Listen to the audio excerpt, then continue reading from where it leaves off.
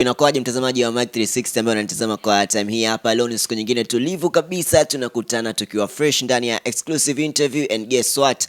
Leo nimekuja sehemu fulani hivi Unyamwezini. Yaani ukipaangalia tunajua leo kazi ipo, ni The Lion Ink Tattoo, ambapo nimekuja kwa mtaalamu wangu ambaye yeye anahusika na masuala mazima ya kuchora tattoos. Na mtu yoyote ambaye anaingia hapa kwa mujibu ambaye yeye ameniambia ni legend. Si ndio mzee wangu? Yani wewe ukija hapo uje tayari ushakuwa star kwa sababu ameshafanya kazi na watu mbalimbali mashuhuri ambao ukitembelea Instagram account yake utakwenda kuwaona. Na this time around tuliona pia mchezaji wa Simba Sports Club Nixon Kibabage alimchora Simba hapa kwenye mgongo wake. Mtaalamu amehusika, kwa hiyo tuko hapa kwa ajili ya kuweza kufahamu yale yote ambayo wewe off camera ulikuwa unahitaji kuyafahamu. I go by the name THAG Thiago Teknenga. Karibu. Bana, inakuaje mzee wangu? Poa, ni aje? Kama ka fresh kabisa. Bana, hebu kwanza kwa faida ya watazamaji, wewe mkali kabisa, itapendeza sana kama ukijitambulisha jina lako. Kwa majina naitwa Simba Lamek na jina langu la kisanaa naitwa The Lion Ink Tattoo. So The Lion Ink Tattoo limetokana na official name yangu kabisa, ile jina ambalo linatoka na NIDA. Uko fresh lakini? I'm good people. Bwana mzee wangu, hongera kwanza. Yaani sema yenyewe upoaji ni mwingi, alafu kazi yenyewe unaifanya pia sio ya kitoto, unastahili kupata hongera. Asante sana. We call profession. Hivi tuna miaka mingapi tangia tuanze kufanya hizi issues? Hizi tunaenda mwaka wa 10 kama sio 11, lakini nilikuwa sichukuli serious mwaka wa 4 au wa 5. Kitu cha kwanza ambacho mimi nataka niweze kufahamu, miaka 10 unajua vitu vingi sana kuhusiana na tattoos so far. Hivi kuna aina ngapi za tattoos? Kuna aina nyingi za tattoo. Umeelewa? Kuna permanent, hata scar pia ni tattoo, unajua. Makovu, chale pia ni tattoo, lakini mtu anamhukumu mtu, yule jamaa yule ana matatu, ila yeye mwenyewe ametoka kwa mganga ana chale mwili mzima ajiji kama ana tattoo. Zipo aina nyingi sana za tattoo. Mteja anapokuwa anakuja hapa anahitaji kuchora tattoos, idea anakuwa anakuja nayo yeye au wewe hapo mwenyewe unakuwa na structure nzima tattoos zako, unakuwa unamuonyesha bana kuna aina hii na aina hii? Mteja akiwa anakuja kuchora tattoo, cha kwanza anakuja na idea yake. Lakini mimi kwa sababu ni mtu ambaye nipo kwenye industry muda mrefu, naweza nikabadilisha idea yake kuifanya bora zaidi. Unajua watu wengine wanakuwa na biemko tu ya kuchora tattoo bila kukijua kitu anachotaka kukichora ni sahihi au kinamkaa vizuri au kimkai vizuri. Umeelewa? Kwa hiyo akija ananipa idea yake, mimi naweza nikaiboresha zaidi ile idea yake au nikamtoa kwenye line ya idea yake tukafanya kitu kingine ili apendeze zaidi. Na moja kati ya kitu ambacho kimetrend sana hizo siku za nyuma ni kumuona Nixon Kibabage amechora ile tattoo pale mgongoni mwake ya Simba yani. Na watu wengi sana walimpa maua yake, yani kwamba umependeza. Kwa hiyo umependeza, inabidi tukupe hongera, ulitisha. Nataka unipe story kidogo. Ilikuwaje mpaka Nixon akakupa ile idea na ile structure nzima wewe ndio ulimpa au yeye? Nixon Kibabage sio tattoo yake ya kwanza, cha kwanza tunabidi mfahamu. Kibabage ana tattoo nyingi sana na ameanza kuchora tattoo toka yuko timu nyingine hadi anakuja huko na mia hii timu nyingine. Bado wakati anaingia timu nyingine alikuwa tayari ana tattoo. Kwa alichokifanya tu ni kuongeza tattoo, na mimi ndio mchoraji wake tattoo toka anaanza akiwa ana tattoo hadi sasa hivi amejaa tattoo. Yaani tattoo ya kwanza Kibabage unamchora fresh, akiwa fresh kama ulivyo fresh hadi sasa hivi. Tattoo zake zote haja kama artist tunasema hajawahi kunicheat, hajawahi kunisaliti. Tattoo zote unamchora. Appreciate him, kwa hiyo namu appreciate sana. Na inachukua muda gani kukamilisha mchoro ule wote ambao tulikuwa tumeuona kwake pale? Cha kwanza niwaambie ukweli, haikuwa rahisi kama tulivyoona ule mchoro. Ule mchoro umenipa hadi mimi mchoraji umenipa homa tuseme. Yaani ni kazi kubwa sana. Ni kazi nisingekuwa professional au nipo kwenye industry muda mrefu, ile tattoo nisingeweza kuimaliza. Kwa hiyo nishukuru Mungu kwa kutumia experience yangu. Ile kazi nilisimplify ikaonekana kama rahisi, hata Kibabage mwenyewe alishangaa. Nilichukulia tungetumia hata mwezi mzima kuichora ile tattoo. Umetumia masaa? Tulitumia masaa yani. Tumetumia masaa tu. Masaa yalienda masaa 7 na nusu au 6 hivi kama sijakosea. Yeah. Na ukiwa unachora tattoo hamna namna yoyote ya kukosea, labda kwa sababu kwenye mchoro wa kawaida mtu anaweza ukachora ukakosea ukafuta. Kwenye uchoraji wa tattoo, kwa sisi ambao tusofahamu, kuna namna ya kukosea? Sasa hapo kwenye kukosea, hiyo level kukosea mimi nilishavuka. Kila kitu ni perfect yani. Kila kitu ni perfect. Alafu najua sasa hivi ni teknolojia. Zamani kabla tujawekeza tulikuwa tunaweza tukakosea kwa sababu mtu unachukua kwanza peni na yaani unachukua kwanza peni unaanza kumchora mtu mgongoni. Kile kitu cha kumchora ule mchoro utaspend a lot of times. Lakini kwa sababu mzungu katurahisishia na tumeinvest vitu vya kisasa zaidi kama wao, yani kama Ulaya, tuseme tu sisi tuko wilaya Kinondoni. Yeah. Imepelekea hata kupunguza huo muda mwingi yani huo muda mchache, imepelekea kwa sababu tumeinvest a lot kwenye kazi yetu, ndio maana tumeweza kureduce kidogo time. Lakini kama tungekopa tungejirudisha miaka 5 nyuma, ile tattoo iko inaenda hata siku 2 kuichora. Ile siku ambayo anakuambia Lion, mimi nimepata wazo, nataka unichore tattoo hii na hii, wewe hapo, wewe kwa upande wako binafsi, ukitoa upande wa kazi, roho yako ilipokea vipi? Kwamba ndo kafikia huku, au ulipokea vipi? Nataka niwaambie kitu kimoja ambacho raia na watu wengine hamjui. Hii program ilikuwepo toka yupo timu nyingine, sio kwa sababu ameingia timu hii ndio maana hii program imetokea pap kama shot ya umeme. Hapana, hii program ilishakuwepo, lakini sasa muda sahihi bado hatukuweza kupata muda sahihi, na ile ubize nini ikapelekea kwamba tukashindwa kupata muda sahihi, na muda sahihi ukaja kipindi hiki ambacho nyinyi mmekuja kuiona. Combinate ni perfect time, right time. Yeah. Ni kitu ambacho ulikuwa unakijua since way back kwamba ipo siku moja tu Kibabage atadondosha mzigo huu hapa. Tulisha discuss sana. Alafu tuko na discuss kama masiala hivi.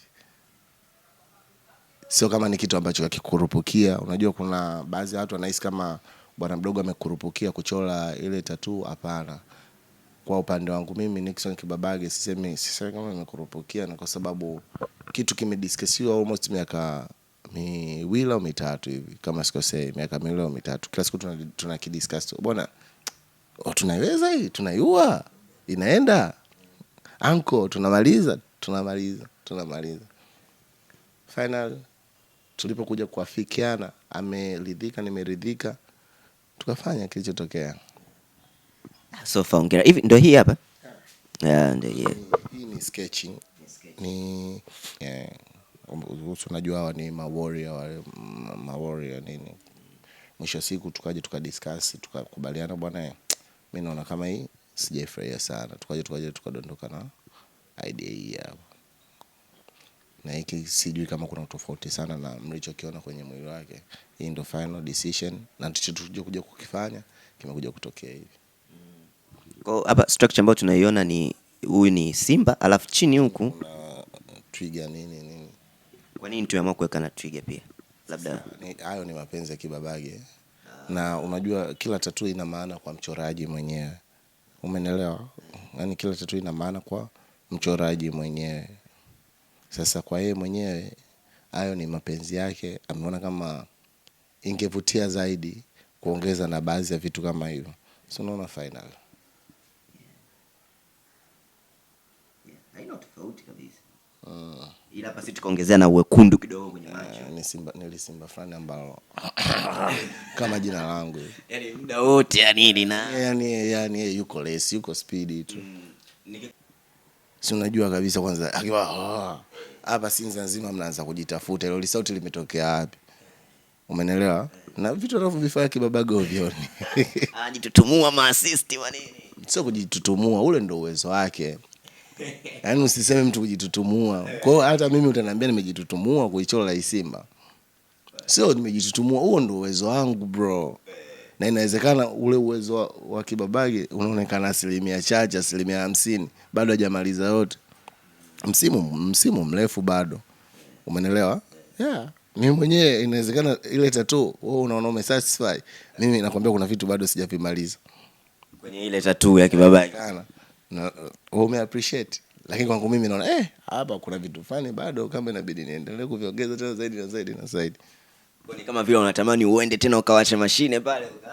Absolutely. Na ningependa kufahamu Tattoo kama hii hivi inaweza kukaa muda gani kwenye ngozi?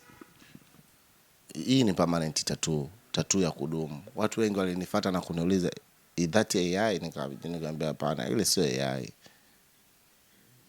Na mfano mzuri niliona hata Nifa alicomment kwenye page fulani baada ya kuona Kibabage amechora vile kwamba I hope iwe piko. Sasa unajua ni mitazamo ya mtu. Sasa mimi mtazamo wa mtu na yeye amesha hope, yeye amesha hope na amehope na mimi na hope iwe hope kwake. Ile ni permanent, yani inabaki pale pale. Ile ni permanent tattoo for real. Permanent tattoo though nowadays hamna permanent tattoo. Tattoo yote ukitaka unachora na unafuta. Kwetu sisi unachokitaka tunakitaka. Ukija unataka kufuta tutakufuta. Ukija unataka kuchora tattoo tunakuchora. Kwa hiyo even permanent tattoos nowadays zimebadilika kwa sababu ya teknolojia na investments, zimebadilika kuwa tattoo zote zinafutika. Japo process ya kuchora ni rahisi sababu unachora mara moja, kufuta inachukua muda, inaweza kachukua miezi 3 hadi mwaka. Utofauti wake ndio hapo. Ila tattoo ukichora leo umechora unaondoka off go.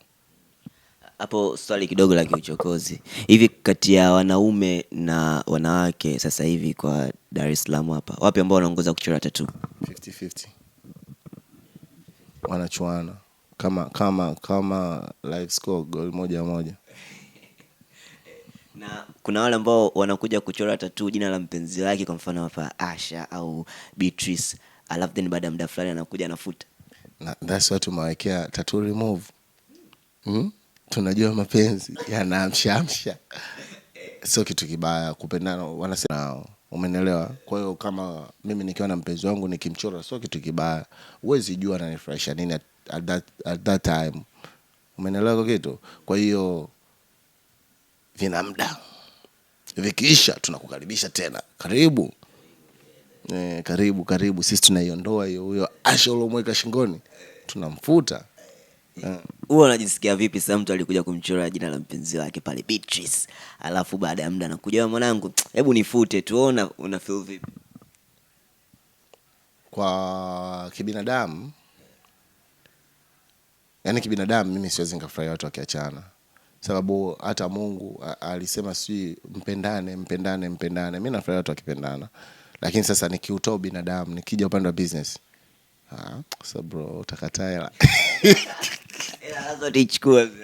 Yeah, that's why tumewekea tattoo remove. Bana nimefurahi sana kufika hapa mzee wangu. Kuna vitu vingi sana ambavyo tunaviona. Na unaweza kushika? Chochote tushika tu. Kama hii nini au nimechukua kifaa ambacho sicho? Hiyo ni tattoo machine. Tattoo machine. Hizi sasa ni za kisasa. Ndio ile nimekwambia kwamba tuko mwaka wa mbele, yani kama wao, kama Ulaya, lakini sasa sisi tuko Ulaya Kinondoni.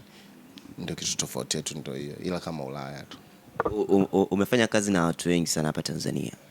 Ni mtu gani ambaye ukimtazama nje, msanii au ni nani unatamani siku moja ufanye naye kazi? Yaani umchore tattoo, kupe mwili wake umchore tattoo. Ni wewe hapo. Sure. Ni wewe hapo. Mimi natamani, nimeona viwanja vingi sana. Natamani ninunue kiwanja kimoja. By the way sina tattoo hata moja, ndio maana akasema wewe hapo. Yeah.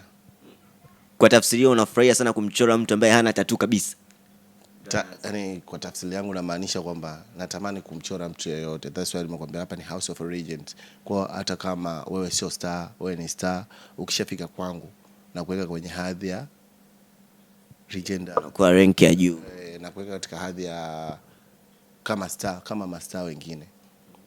Hiko ndio kitu nilichokimaanisha. Nilivyosema ni wewe, na maanisha ni mtu yeyote yule, whether awe na jina asiwe na jina. Kwangu mimi natamani kufanya naye kazi. As long as wote tunafikiana kwenye point ambayo atalizika, nitalizika. Nitadeliver kitu anachokihitaji na ni perfect kabisa. Maanisha kwamba kwenye upande wa maumivu, tattoo haiumi.